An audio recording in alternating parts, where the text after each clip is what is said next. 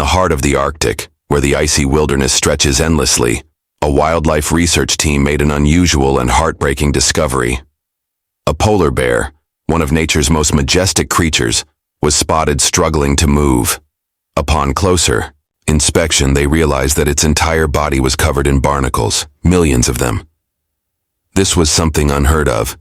Barnacles typically latch onto whales, rocks, or boats, not land mammals. Scientists and wildlife experts were baffled. How could a polar bear end up in such a terrible condition? Theories began to form. Perhaps the bear had spent an extended period in the water due to injury or illness. Maybe it had been trapped under ice or unable to escape strong ocean currents.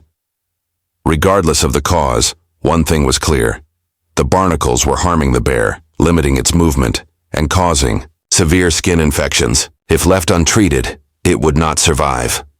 A rescue mission was immediately set into motion. The Arctic conditions were brutal, and time was of the essence. A specialized team, including veterinarians, marine biologists, and wildlife rescuers, was assembled.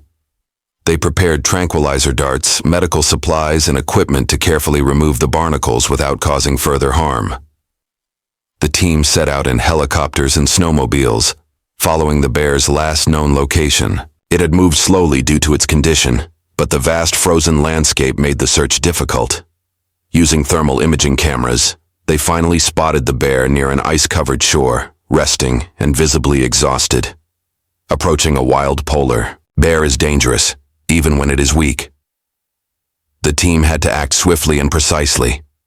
A tranquilizer dart was carefully shot from a safe distance. Within minutes, the bear's movement slowed until it finally lay still, safely sedated. The team rushed in, wearing protective gear to begin the delicate process of removing the barnacles. One by one, the barnacles were carefully detached from the bear's skin. Some had dug deep, causing wounds that required immediate treatment. The team worked tirelessly for hours, gently cleaning and disinfecting the infected areas. The weight of the barnacles had made every movement painful for the bear. Removing them was the first step toward its recovery.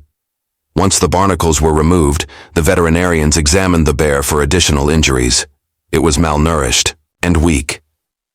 The team administered fluids, antibiotics, and pain relievers to aid in its recovery. The bear was then carefully placed into a transport crate and taken to a temporary rehabilitation facility where it could rest and regain strength.